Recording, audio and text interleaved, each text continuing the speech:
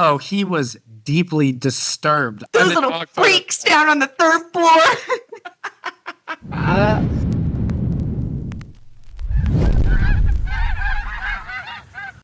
Welcome to How to Cook a Goose. This is your official reminder to submit your invoices. Actually, this is a threat. Submit your invoice. If you have an outstanding invoice, send it. Get in Canva or whatever application you use to fill out your little form, put your money in, and email it to the finance department. Don't be like me. Get your money. Stop avoiding it. I say this is me talking to me right now. It's just funny. This is not a problem that I have. I'm so on top of the invoices because to me, it's like I work for the money. Like as soon as I get home, I might send the invoice before I even start editing. Are you serious? Well, I guess I can't because if I have to bill the hours, but I'm on top of my invoices. My issue is I've already spent that money that I haven't been paid for yet. And then I'm lazy on my invoices. No, I honestly had to make a very embarrassing phone call this week on an invoice that I had let go. I honestly feel like if I even said how long I had let it go, it would be so egregious. We would have to bleep it out because it would be as bad as like a horrific curse word. How bad? So bad. Over 1 year? No. Oh, okay. Couple months. That's not too bad. Couple is couple. Like double-digit months is a couple months. Take that as you will. But yeah, this is your reminder to submit your invoice. I've always had such a hard time with that. I think I always get so excited to say yes to the gig because I just want the opportunity. Like I just want to say yes, especially if it's something that I really want to do, that I have to be better about going, and what's the rate? Or here's my rate. Does this work? You know what? Put that on my 2025 goals. Wait, so are you saying that you will take gigs without having an agreed upon rate prior to the gig? I have done that before. Yes, I know it is dumb. I should never do it again.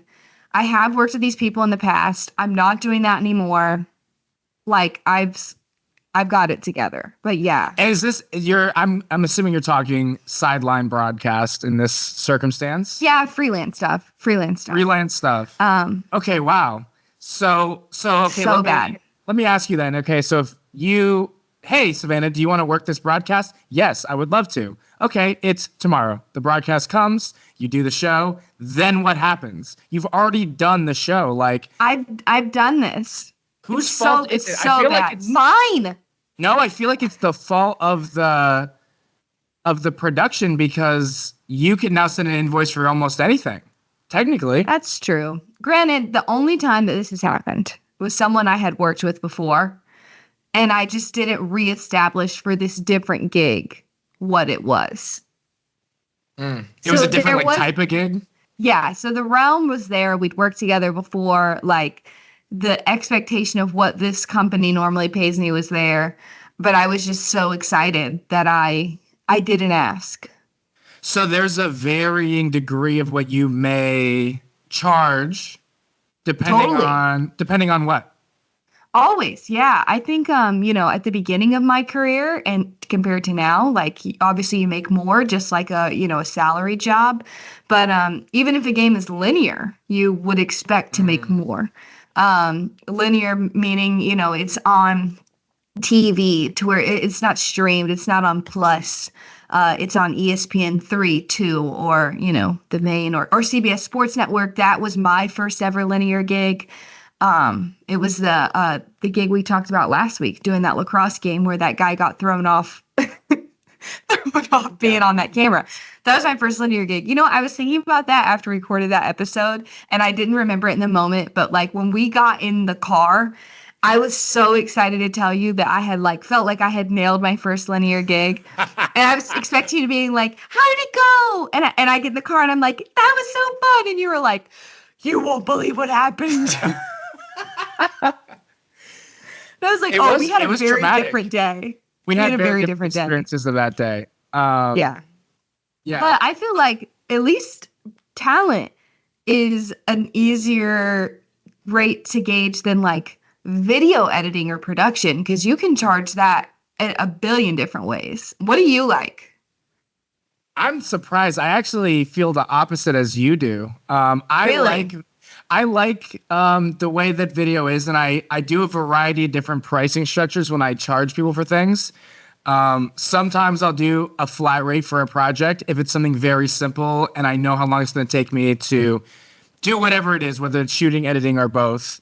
I'm pretty good at being able to like give a flat rate. If it's something that's open-ended, when you get one of those clients that's like, yeah, like I just want something good, like, and they're not really specific, that's when you need to say, okay, like, here's like you can give different proposals of different pricing structures. So one can be by the hour, one can be a flat rate, but like you inflate the flat rate for the sake of like you're almost Your time. you're calculating in having to spend extra time that like the client may not even like think, because clients want to be like, oh, just a quick, easy, yeah, I got a quick, easy project for you. And it's like, 25 hours later, you're on your Right. ninth revision and you want to strangle your client because you only charged $100 because he told you it was going to be quick and easy. Yeah. Also, I remember when we had first started working together, we were in our like full-time job and you were freelancing on the side. One of the things that you told me that you had started doing, that anytime I have like mentored students or worked with other people who work in video production, is for people you don't trust, get half up front. Oh, absolutely. You got to get half, if not all, up front. And I think if you have experiences where people aren't paying you on time, or, clients are kind of dodgy with maybe submitting their invoices or paying you, let them know, like, hey, man, like, ultimately, I don't want to be the guy that's chasing anyone down for money. That's not Right. I don't want to do that. It's uncomfortable for me. Don't make me be that guy. I don't want to be that guy. I don't make me want to be that do guy. it.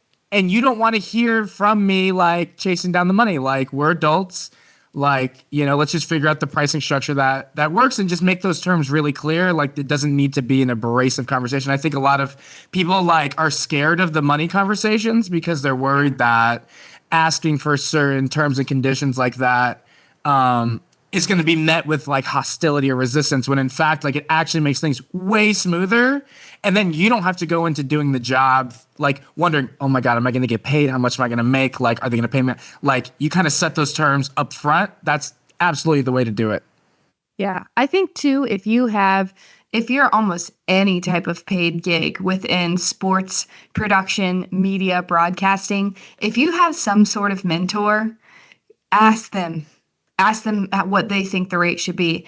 I did that recently where I was working with a conference I had never worked with before, so I didn't have a really good reference of what they like to pay. And the last thing that I ever really want to do, and maybe this holds me back, but I don't want to throw something out that's insane. I want to be. You want to be close. You don't want to be that person either. So I called up a sideline reporter of mine and just said, hey, I've seen that you do work with them. What do you usually expect? What's realistic? But I had a good relationship with her to where I could do that. I've even sent some students that I've worked with to you of like, hey, this kid's working on this. This is their experience level. Here's what they're doing. What do you think they should charge? Because I think it's really hard to know. Because there is no outline. No one tells you any of this. Like, I feel like if you're in business school or med school, or even if you're working a teaching salary, all that's laid out. All that is explained to you. You're 1 to 3, you make this. You're 5 to, and if you're working these, it's totally subjective. It can be scary, but I think it can really work in your favor if you know how to kind of approach it the right way.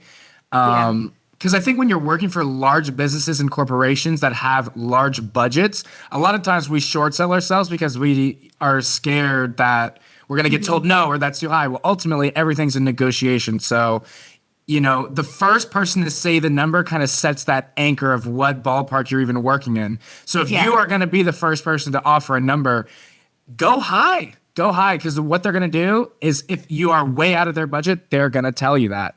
And then you kind of figure out. But at the end of the day, you don't want to work for less than, you're worth.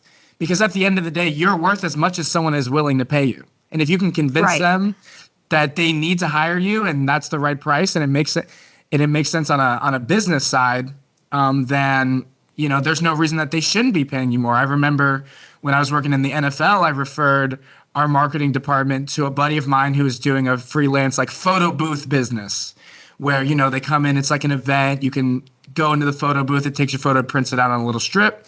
And I want to say the price that they were paid, the amount that they were paid and the amount that they could have gotten, I think was a difference of like $2,000 to $3,000 for that one night. So Wow. yeah, they charged X and they could have got 3, if not maybe even more than that, because that specific team, obviously it's a team, it's an enterprise, it's $1 billion business. They have big budgets, but they were kind of like, oh, we're new, we're scared, but I was like, how much money do you guys even have in this? Where I just felt like fear really got in the way of them being able to, kind of make as much as they could have. I have a direction I'm interested to take this because I had to deal with this already once this year. Raising your rates for your current clients. Is that something you've had to deal with? Is that something how do you approach something like that? Yeah, I've got a really great, we're going to eventually have him on the show, by the way, is who I often reference. And I'm like, oh, this play-by-play, person I work with. Like he talks to me a lot about that stuff because almost his entire income is freelance. And, you do think about if you are freelancing full time, you have to create your own raises because no corporation's going to give it to you. And a lot of times you can, negotiate those type of things of just said, hey, I've worked these events this past year. I've worked this amount of gigs. This is my second year working this event for you guys. I've done, if you went from having never done linear to having done linear, once you get that linear checkbox, like, yeah, don't go crazy, but you can do that. I've done it. And it's usually fine.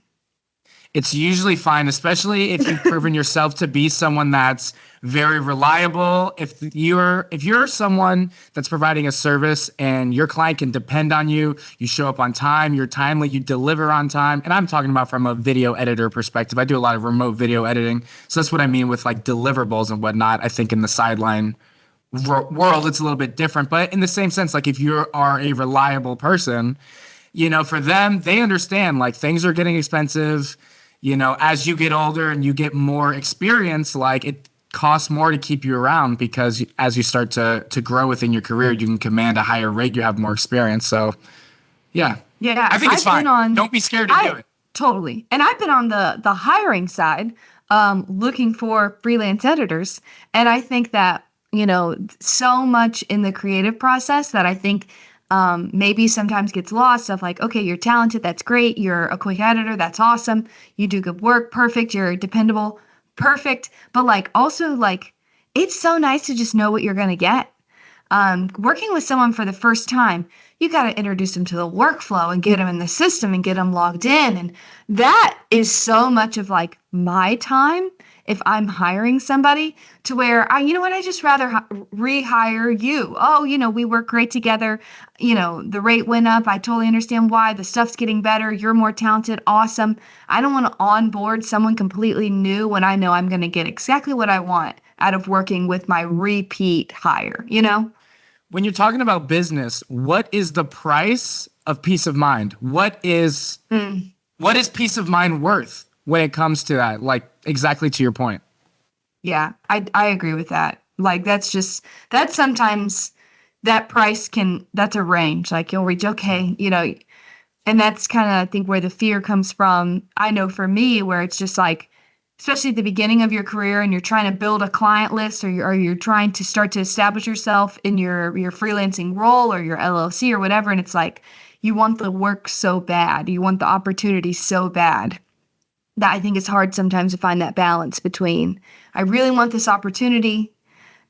I also really want to get paid, but I want it to feel worth my time. Which brings me to a kind of a different topic I see a lot in sports is, when do you work for free? Did you ever work for free? And what does that look like? And the larger conversation of if people are willing to take a job at a lower rate, people will just go hire that person and then you get like undercutted from the job. I know that's a very sensitive topic in sports. Does not getting paid by your client count as working for free? No, I think Because that's I think called we've got a getting really good scammed. story. We've got a great story about what will happen if you don't pay us This as is a one of the client. craziest things we've ever done. I think we have to come back to when do you work for free, but should we just tell the story? If you get scammed into working for free, your only choice, petty revenge. Petty revenge. Okay, I really think this story is where I think we first knew that, like, I was like, okay, as far as our friendship goes, like, we got something here, because this is one of the funny stories. So I'll go ahead. I was in college. I think I was a junior in college. I really wanted to shoot and edit music videos. I knew someone who knew a guy who was from out of town that was in town. He was a musician, a rapper, and he wanted to do a music video in the time that he was in Gainesville. And in my mind, I'm like, oh, perfect. Like, I get to do my passion. He's willing to pay, I heard. Let's go. Like, I'm excited. I charged $350 for this video, which in the video editing world, you got to think we got to shoot. I have to manage all the files, all the footage. I have to edit it. I have to send it to him. At the end of the day, we're talking, let's say we spend 50 hours. That's still $7 an hour. Like, Yeah. that's half of what minimum wage is in a lot of places. So, you're not really working for that much at the time. So I meet the guy, whatever. We do the video. Video's trash. I'm not even going to lie. I'm not even going to hype myself up. It's probably like the second or third video I ever did. There was no plan. We didn't really have a vision. We just kind of went around Gainesville, wherever we could find access, and shot. Do the video. The dude, $350. So I wanted half up front, as we were saying earlier, which half of that would have been, $175? Mm-hmm. And so he gives me like $162 in cash and like ripped bills and just like dirty money. And I was like, okay, this isn't exactly half, but like at this point, I'll just take what I can get, because it's kind of dodgy. Right. So he goes back home to wherever home is. I take another day or two to finish the edit. I'm like, okay, at least this is like a V1. This is like the general. This is the first draft. Tell me what you think. Send notes, and I'll send you a polished version. Right. And which I shouldn't even really been doing for a video of that low budget. But I was trying to be a good service provider. I was trying to do a good job. You're learning. I'm learning. I'm new. So, okay. So I send him the video. I don't hear from him at all. I don't get a response. But I look on YouTube and the first draft is posted. And I'm like, bro, what? Like, okay. So then I sent him another message and I was like, hey, so you upload the video. If you don't mind just sending me the second half of the payment, here's how you can pay me. No response. Time goes by, hit him up again. Hey, bro, I haven't heard from you. No response. No response. No response. So I go to Savanna, my trusted coworker, and I say, what should we do about this? And I think in total, we went on Craigslist and posted his phone number saying that we had farm animals and goats for free, give it away. Just call or text this number if you want free goat. We got goats, chickens, cows, got a bunch of photos from the internet and posted on the listing. And then we went online to the place where you can basically sign up for marketing text messages and whatnot. Yes. Put his phone number into as many different spam marketing message systems that we could find. Signed him up for all kinds of things, his email address and his phone number. Because we knew we were never going to hear from him again. I knew I wasn't going to get the money, but at the end of the day, I needed to make this right in some form or fashion. Talking about this years later and now realizing this was over $200. Yeah, right. Oh my God, not even. Oh my gosh. I now in retrospect, I don't know though. It was so much of your time.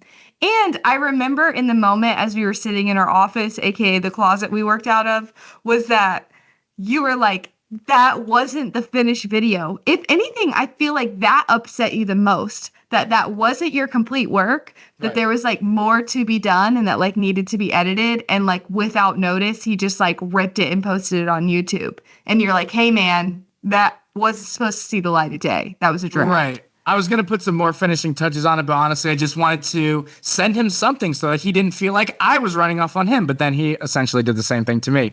And yeah, it is funny. It was over less than $200. But it was really the principle of it in that moment, because here I am. I've invested thousands of dollars into camera equipment. I care about it. I'm like, bro, I took you seriously. and you rip me off. Like, that hurts. I didn't even know this guy. It hurt. I remember, especially Blaze Pizza. We sat in Blaze Pizza for 3 hours, just sending as many spam emails as we could to his email, his phone number. Yeah, thinking back on that, that was my idea, and it doesn't work me about myself. I don't know. I was just like, because what I said to you, I was like, are you ever going to see this guy again? And you were like, no. And I was like, do you have any interconnecting, like, relationships? And you were like, no. And there was just, I mean, I think at that point he had either, like, blocked you or had, like, gotten to the point where you could not reach out to him at all. And yeah, you were super early in your career. And I remember you, like, almost in a really funny sense, like, your feelings were hurt. You were so excited to, like, get to make a music video. And, like, I remember leading up to the shoot, like, you telling me about the shots, like, showing me the stuff in Brit. And like this, I was like, well, there's only one thing we can do, is inconvenience him. Free goats. No, that was the brilliant part. Because I was like, you know what? What's really annoying is getting, like, robocalls or like automated emails and texts. So I was like, let's just throw his name in the database for a couple, like, sweepstakes. But then it got a little sinister the longer we sat in that Blaze Pizza, to where I was like, you don't really know who you're messing with, because we are two underpaid, undervalued employees that are working our ass off at this job and getting no love anywhere. So we're going to get ours. Even if it's not money and it's just entertainment, we are going to get ours. I feel like a lot was taken out on that guy. A lot of stress and, like... Yeah. When we were putting that he had farm animals for sale and to contact him about picking up his donkey, like... Classic. Classic. He did end up reaching out, and he was like, I know it's you behind all these messages, I got goons in Florida. Like, don't think I ain't gonna see you. Never saw him again. You could, though. You could classify this as a prank. And now it's Just kidding. Just kidding. I had been down this path before. I love a good phone call prank. I had a year-long prank that I ran in high school. Year-long prank? I don't think I've ever told you this story. Yeah, I played high school softball, and there was a girl on my team. God bless her. Shelby, if you see this is me. At that, did you ever see the cat facts thing? Yes. Okay. I ran an elaborate cat fax scheme on this girl's phone. And it was during our whole softball season and then into the fall, but it wasn't to where I signed her up for the cat fax. You wrote them? From an app within my phone. And they started out like real. The facts were real. But then, like, as it progressed, it would, like, become to where, like, these weren't real facts. Like, I was making up crazy stuff. And then I would, like, double down whenever it was like, reply stop to end. And she would reply stop. And I'd be like, you just doubled. Yeah, thanks for signing for double facts. Yeah. We're so glad you love our service. And I don't know how she never figured out it was me. Maybe I just am very unsuspecting. That's hilarious. I never told her. And I let that run until she graduated. Tag her in this clip because, this is the reveal. The big reveal. Gosh. My favorite thing, though, would be, like, in the locker room or, like, in the dugout and, like, send one off. Because then I was going to get to watch her react. That was the best. Oh, my God. That's one of my best pranks. We have a good prank. Oh, my God. I can't even... Prank.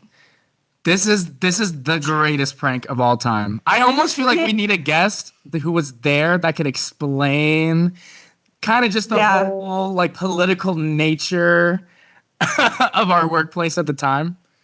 I feel like this is now, I'm realizing, not with my cat facts in high school. That was all good-natured fun. But, like, I felt so often, especially early in my career, with this music video through you in our first job, where it was like, you were so powerless and had no course of action, no HR, nobody to talk to about anything. And the only way to cope with Vengeance. the man getting you down is vengeance. A little bit of vengeance, a little bit of pranks, a little bit of time theft, long lunches, you know? Long lunches. Oh my gosh. I can't remember. So was the spaceman and the changing the photos to the dogs, was that one big prank? Or No, was it two this is separate over the pranks? course of weeks. Yeah. Okay. We worked with a guy at our first job who hated dogs, which first of all, come on. Like dogs, really? Right. And so everybody in our office, we worked on like the third floor, which was all the creatives and marketing. And within this company, everybody that they think are dumb. And then on the fourth floor was people making livable wages and directors. Okay. Beyond livable wages, they were making absorbent salaries. They were. And we were making scraps downstairs. Which it's so crazy. When I took this job, you had been there like either freelancing as an intern for years when I got the full-time gig. Within my first 2 weeks in the office, it was ingrained in my brain that there is an ongoing war between the third floor and the fourth floor, which, first of all, that is insane to be onboarding people with that information. Anywho, we really had it out for this guy on the fourth floor. We had all gotten super excited for the Bark in the Park game because we ran a stadium and a pro softball team out of that stadium. And like, we didn't ever really have super fun or minor league-esque activations like that. So we were like pumped for Bark in the Park. Like our friend who worked in marketing, like he had been talking about bringing his 2 beagles to the ballpark for weeks. And then this guy on the fourth floor was like, no Bark in the Park. We're not doing it. And it was like, okay, just because you don't like dogs doesn't mean we don't get to have a good day at the ballpark, which inspired our prank. So I think it's worth mentioning that at the time, I think on a personal level, none of us were big fans of this gentleman at the time. Funny enough, We were not getting along. We ended up growing to, he came around, we ended up having a good relationship and everything ended up all good. But at the time, it was war. All is fair in love and war. So Savanna and I printed out those photos where you see a dog in like a suit or like, it looks like a portrait photo of a person with a dog Human face. body, dog head. Yes. And they're, Portrait like, Macy's photo and their post. Printed them out, went into this guy's office and exchanged all the like family photos that he had on his desk with these photos of like the dogs in the suits. And Savanna's contact photo in my phone to this day is one of the photos of the dogs, and he's wearing like ski goggles. It is a riot. But you know what I love about this prank in particular? Completely harmless. Yeah. Like, we weren't going to get in trouble for this. But it was just a little sense of like being mischievous at work. But I think what bummed me out so bad is I was like waiting for the reaction to the dog portraits. We got happened. no reaction. I remember us showing up to the office every day and be like, do you think this is the day he's going to notice? Or this is the day he's going to say immediately. something? I remember one of our coworkers at the time was just like, oh, he was deeply disturbed, I believe was the term used, that he was deeply disturbed. Those little freaks down on the third floor. You little weirdos. Oh my God. Oh my Classic. gosh. So good. Honestly, I think that's something I miss so much about working in an office, is I do miss stuff like that. Like very harmless things that are in totally in good fun and just like in a way like do make you look at people like differently versus like this is somebody that you just work with, because like we do have a great relationship with him now. Whenever our paths cross, we're like excited to see one another. But it's funny because like that was such a lighthearted thing about something that actually did upset us very much. Yes. And then you let it go. We let the Bark in the Park go because we were like, we pulled off this great prank. We got something out of it. We got ours. And I just think it's great. It's great because I think he actually grew to kind of like respect us a little bit. Like I agree. He put his foot down and okay, we don't control the ballpark. We can't, veto his decision. but we can put, I guess, what's been described as deeply disturbing. These regular dog photos are not disturbing images at all. So good. So good. So Yeah. good. I wish I had more opportunities to do stuff like that. I don't know. I think it's fun. It's all about, you got to have a place that's kind of built for it. You know what I mean? Yes. Yeah. You got to have a certain cast of characters where the environment can tolerate that kind of thing. Totally. And I don't know. I feel like when you're working in sports, there's this really interesting balance. I was just talking about this week with my coworker now, Adeline, that there is this really interesting balance of like, hey, we are not saving lives here. Nobody's dying. We're not cutting people open. Like these aren't really like emergencies, but this is a business and things should be excellent because you care about it. Especially, I think, working in women's sports, I think that elevates all that to another level because, like, especially at the beginning of my career, so we're working in, like, this is, like, 2018, my first, like, full summer working in pro women's sports in a league and team that at times was run at a high level and then at others was absolutely atrocious, where it's, like, as the creatives, the marketing team, social media, reporters, in-game, like, you want it to be great because you want it to be great for the players. But you can't care so much that it nearly gives you an ulcer. If you're guilty of nearly getting an ulcer due to stress at work, say aye. If you had a rupturing appendix and still covered a game, please raise your hand. Yeah, I forgot about that. That's bad. You shouldn't have done that. I should not have done that. I should not have done that. Was that my first NPF championship or second? First. No. I can't remember. I can't remember because it went on for a while. My appendix ruptured. My appendix ruptured in September of 2019. So this was my second summer working for the team. That's right. Yeah.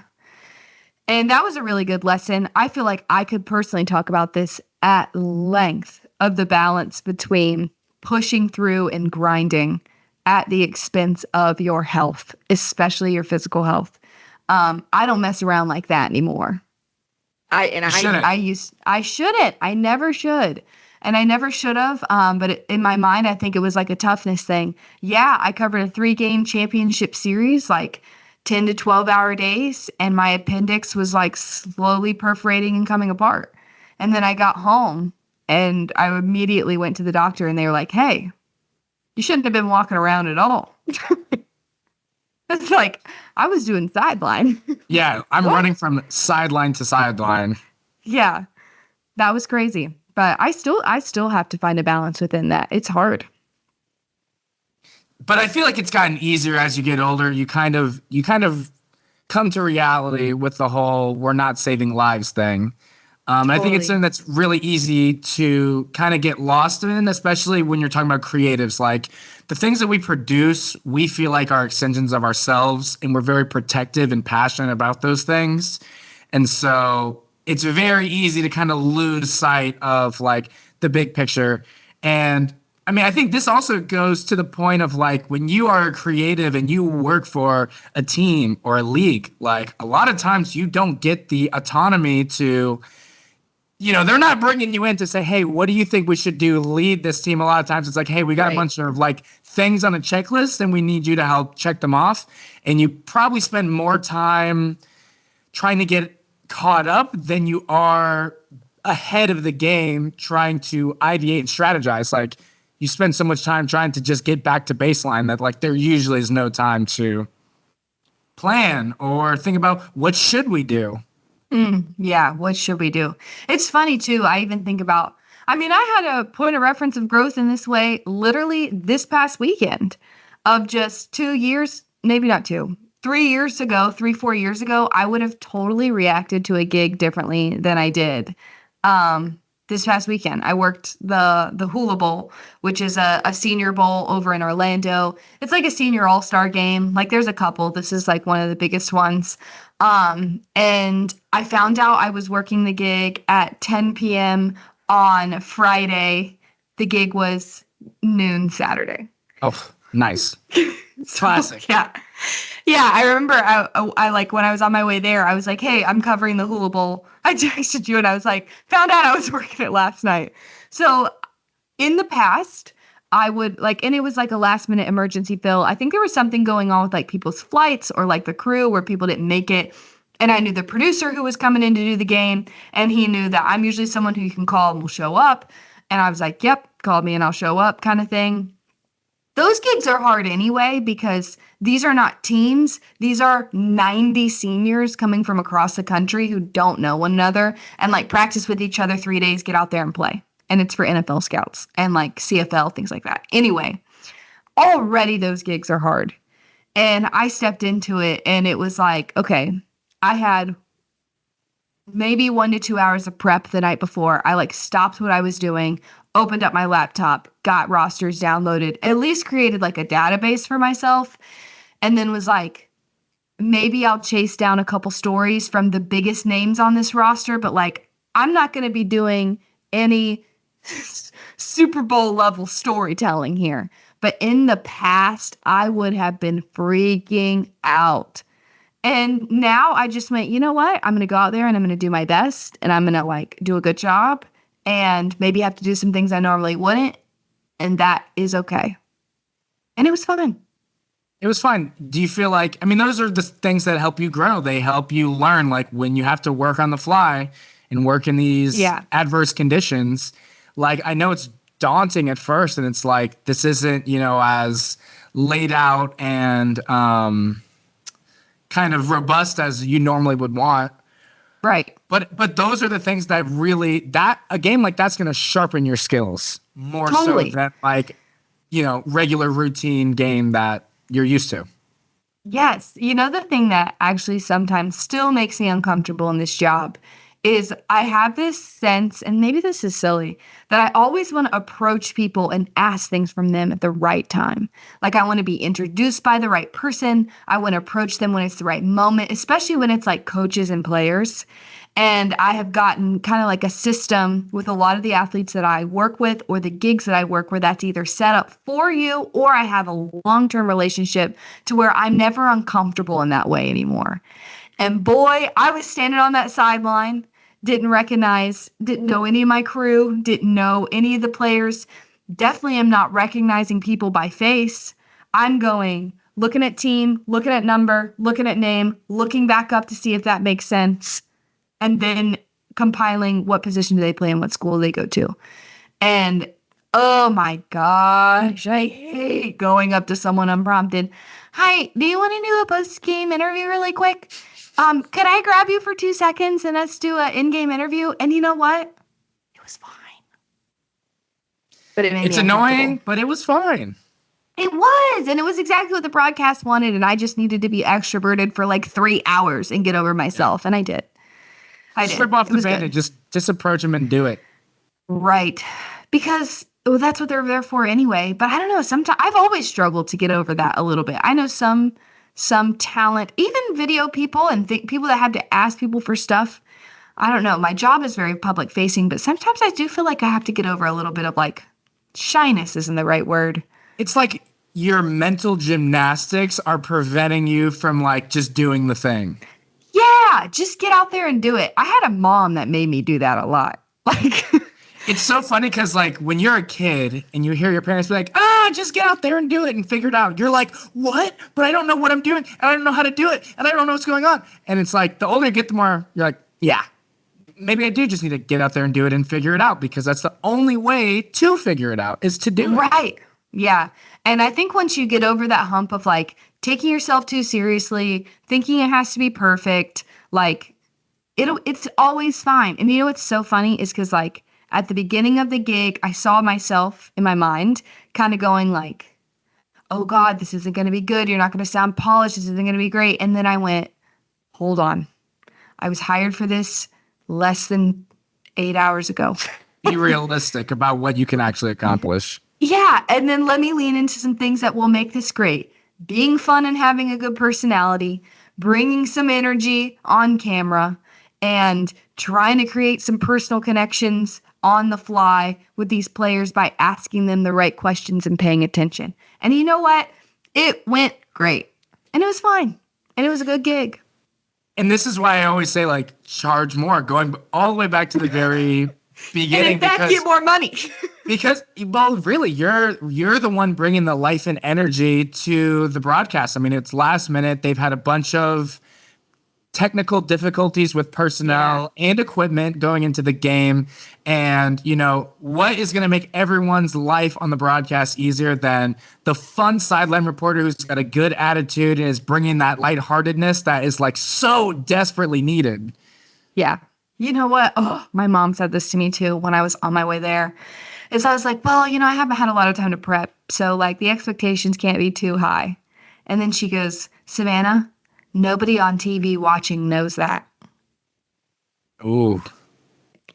Wow. And I was like, I hate that you're right, because I so often am working gigs where I have so much control over how well I do. Did I prep? Did I put in the time? Did I come prepared? And this was a game that I had no control over all of those things. And just for a second, I was going to let that slip. And my mom was like, anybody who's watching doesn't know that. You better get out there and be great. That's fantastic advice from Mama Collins. Wow. Yeah. Shout out Carla. Shout out Carla. It's funny. You're an experienced silent reporter. You've been doing this for over a decade, really. And you've done linear. You've done, what so many people just aspire and dream to do. But no matter how many linear games you do, how much experience you have, you still can get a game like this where you kind of are flying blind and you have to just figure it out.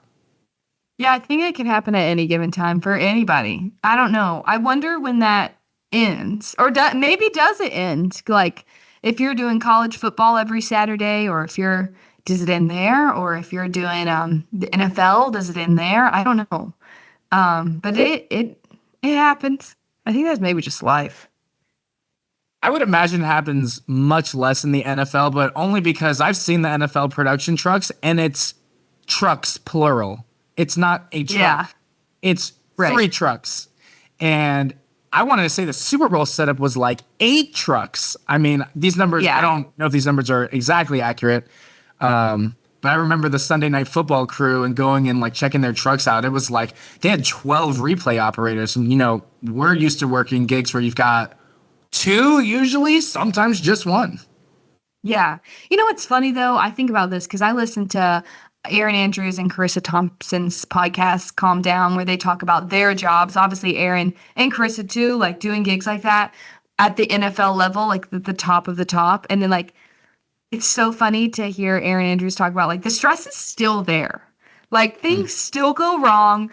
You still have wardrobe malfunctions. Stuff still just ain't right. And it's so funny because, like, that doesn't end. But it's like, isn't that why we do it anyway? Because it's so crazy. Thrilling. It's fun. Yeah. It's thrilling. Isn't that why we do it? It's psychotic. All of us. Psychotic.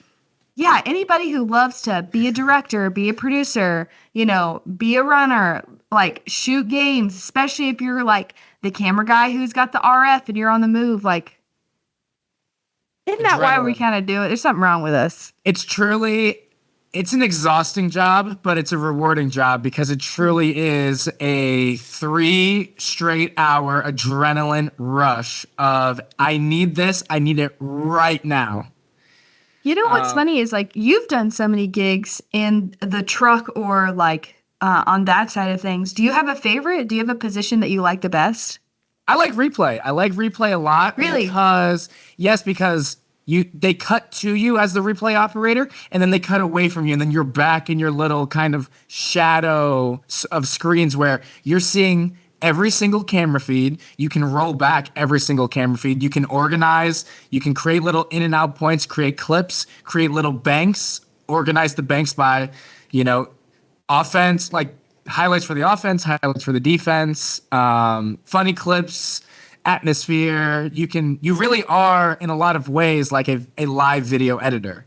Because a lot of times when you first go to broadcast, a lot of times you are immediately cutting to, you're seeing fans in the stands, the line outside the stadium, the players warming up in, like, one after the other after the other. Those aren't live shots. Those are all shots that were accumulated over 1 to 2 hours prior to the broadcast beginning that the replay operator has clipped and assembled, and it's an exact time length. It's exactly 40 seconds. And Savanna, you'll know, as someone who speaks on camera, you have exactly 40 seconds. You got to get your whole hit in 40 seconds. And I'm just making the number up. It could be any number, but yeah, it's wildly thrilling. And then you have to go from that package to, then we're going to this graphic, and sometimes they'll load graphics on the replay machine. Like, it's truly endless. Like, it's one big puzzle. I love either when I'm in a truck or when I can sometimes hear it in my ear of just like, all right, give me that jumper, give me the jumper. And it's like, boom, the jumper.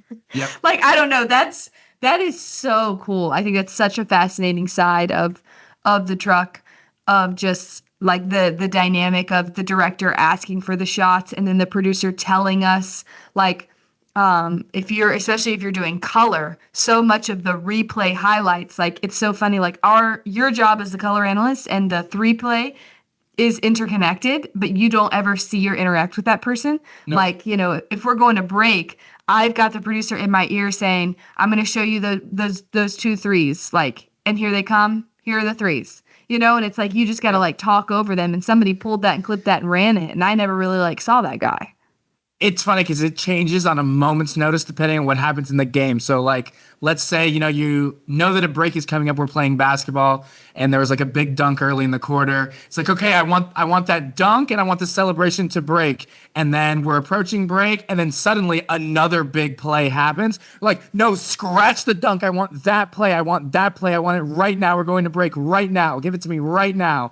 And you're like, oh my God, let me clear the table of everything I just had and try to throw this together with no notice at all. The only thing I could compare a broadcast truck to that even kind of like touches it is when I've watched like The Bear, and you hear a kitchen staff where you're the kitchen's like, I need the plate. Yeah. I need this ingredient. I need that ingredient. How much time on this? How much time on that? And it's just that loud. It's fast. And like, I get it. I get it. I've never worked in a kitchen, but I kind of get it because it just has adrenaline. It's super fast.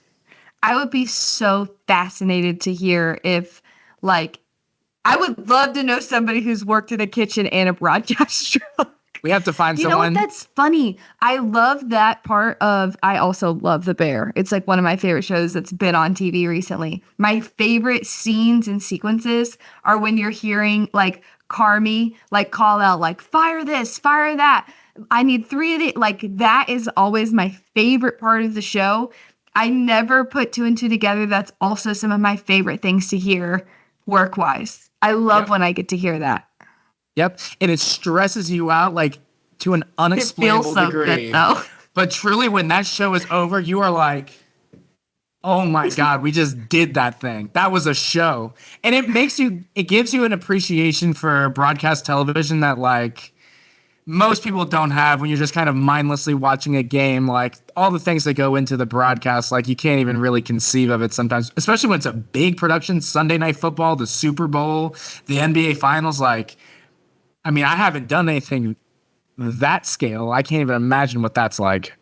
No, I can't either.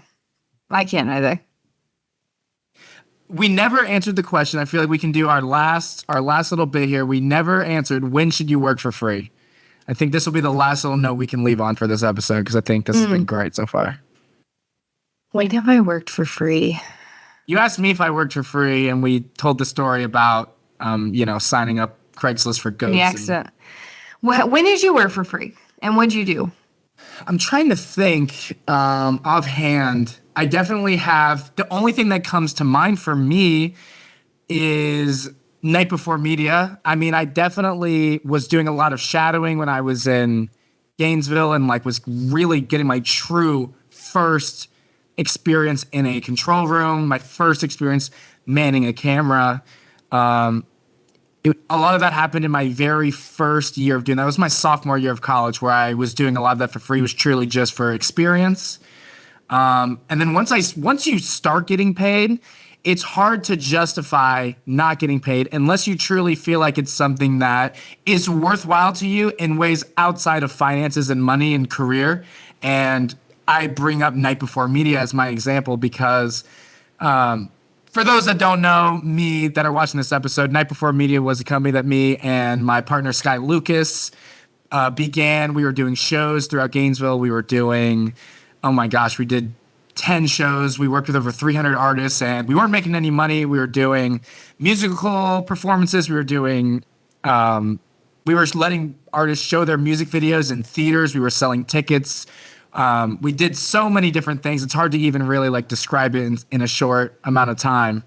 But we didn't really make any money doing things like that. We spent over a year doing it. We spent ungodly amounts of time, money, and effort into it all. And, you know, at the end of the day, like, I didn't really want any money of that. We built a community of hundreds of artists, and we built a brand that had a great reputation in Gainesville. And we connected a lot of artists with each other. It was amazing to see the different songs and pieces of work that came out just from people who met each other through events that we had held, and the relationships we were able to build with the artist community in Gainesville, as well with one another of us behind the scenes, me, Sky Lucas, Kay Bridges, Sully G's, Ade the King. Like, there are so many of us doing so much work behind the scenes that, you know, it's hard to even really describe it. Like, we didn't make any money doing any of that stuff, but I still, to this day, when I reflect on my career, some of the most rewarding experiences of my entire career. Yeah, that's awesome. I feel like that's a different part, though, where like you have a different phase of your life where you have a full-time job and then you pursue a passion, and that's free, and sometimes even like costs you money too, and time. It does. So you worked free if you worked free in high school, I'm sure, like obviously. Yeah, I did. Yeah, just in high school, I was just making my own stuff, just trying to just be creative, and just honestly, it was a passion. I was just having fun, and like I loved doing it. So to me, it was never am I going to do this or not? Money never mattered. It was like, this is what I love to do. I'm going to do it. Yeah. The only things I can think that I did for free professionally outside of Night Before Media, I remember when I knew an artist, Kalen Ellis. He's a multi-platinum, multi-instrumentalist from Tampa, actually. He had a show in downtown Tampa that he was doing. It was free. You could basically just walk up and just like listen to him play live. And I was like, this is something different. So I brought my camera to it. And I'm filming Kalen. He's playing the drums. I'm filming him in slow motion. And his snare drum just completely so happens to just fall over. Kalen didn't know who I was, but I got a perfect shot. He kind of like does a little gesture at it. It was like a fun, lighthearted moment that I captured. And then afterwards, you know, obviously I approach him. I'm like, hey, I got this great shot of your snare. He's like, dude, you got to send this to me. Well, Kalen we end up kind of forming a relationship and end up producing the live stream album release. It was like a live stream from the album release party for his next album that came out the following year. So I don't know if that really counts as working for free, but I kind of just showed up and, you know, no one asked me to do it. I just kind of did it because I wanted to, and ended up forming a relationship with a multi-platinum musician. And, you know, it was an amazing experience that just led to so much. So I'm not against it. But if you are providing inherent value and someone solicits your service, I think you should be paid. Interesting. Okay. Yeah, I feel like I worked for free. And I wouldn't even call it work because I wasn't a professional yet. So I think that's kind of where like a distinction I make. Like I was a sideline reporter all throughout high school for like which is an insane sentence, but we had a live stream of our football games and I sidelined every single game for 4 years. And I didn't get paid to do that. I also didn't, you know, expect to or want to get paid to do that. That was an experience. You know, and I shot highlights of teams and things like that. For a local news station, I did get paid. This is actually one of my first ever paid jobs. I would shoot Lakeland High School football games on a literal camcorder. It was like this big. Yep. I could like hold it right here. Yep. And then would cut those up, send them to the news station, and they paid me $75 a game. And when I was 15, that was so much money. I'm rich! To me, that was so much money. And I definitely think any time where you can do experiences, work for free, volunteer, like that's a privilege, because like I was in a financial situation where my parents, took care of me and supported me and I didn't have to have a job in high school. And, at times in college I did or didn't have a job depending on what was going on. But like I so see that like the ability to be able to do experiences because you need to do the experience and not have to make money on your own is, it's why I think all internships should be paid, but that's a different conversation. Yeah. But I did stuff in college too. Like I was just trying to build a real, start to get reps, things like that. And I think it's a little different than, graphic designers and video editors and stuff, but you definitely have to start somewhere. But once I graduated from college, I did not do anything for free after that, unless it was something I wanted to volunteer to do. And I've done a lot of things because I wanted to volunteer to do it. But yeah, that's usually where I've fallen. I think working for free is fine if it's in exchange for like networking. If you're young and you're like, I want to be in this industry, but I don't know anybody in this industry, approaching someone and saying, hey, I'm willing to, you don't know me. I don't have that much experience, but I want to do this. I'm willing to work for free for you for X amount of time. I think that's something that's worthwhile because you really never know where that's going to lead you. You never know where, a relationship that you meet with someone professionally is going to take you. I remember the first paid job I ever did in broadcasting was the person that became my first boss in sports media. Like, not talking about like high school jobs or, lifeguarding in college or anything. I'm talking about professional. Graduated. My career. So yeah, it was funny enough. This is another great story. I get an email, hey, there's a paid opportunity. I was like, paid? Oh my God. Like, that's incredible. This is my sophomore year of college. I'm like, getting paid is nuts. So I go, it's University of Florida track and field. I'm sitting in the cooking sun in May. It had to be like March, April, or May. No, you were working the Florida relays. That's what you were working. Yep. It was the Florida relays. And I had a camera on a tripod. The tripod had no arm. So the camera is on the tripod and my hand is through the like strap on the side on top of the tripod. And I'm trying to like follow the relays, like using my hand to guide it because there's no tripod arm. Meanwhile, people are running a sub 4.4 and you're like, oh my God. Yeah. Grant Holloway is like cooking them on the field and on the track. And like in my mind, it was a disaster. And in that moment, I told myself, I'll never work for this lunatic guy ever again. Well, guess what he says as I'm turning the equipment in? Hey, do you know anyone who's from Melbourne, Florida, which is my hometown? And I'm like, I'm from Melbourne, Florida. He goes, great. I'll give you an internship. I'll give you paid work all summer long if you want. And I was like, and that was my first job where Savanna and I met. So, that's wild. And now here we are doing the pod, talking about it. It's just so wild. Hey, shout out to that tripod with no arm. Oh my God. I hope that it was replaced at some point. Because I think even when I left that job, it was still there being used somehow. Gosh. Wow. Memory lane. That was fun. It was good. Well, thanks for tuning in to another episode of How to Cook a Goose. We'll see you next week. Peace.